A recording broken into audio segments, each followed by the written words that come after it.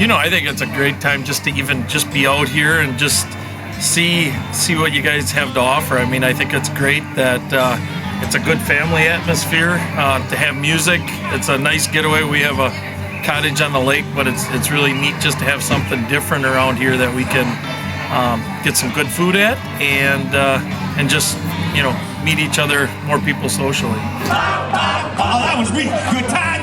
So I heard there's a macaroni and brisket. I think that's definitely going to be number one. What are you thinking, Chloe? We've had the hot sticks. We've had, what else? A lot honey of barbecue honey sausage. barbecue. We've had a lot of the snacks here, and they're just fantastic. So great gifts to give to friends.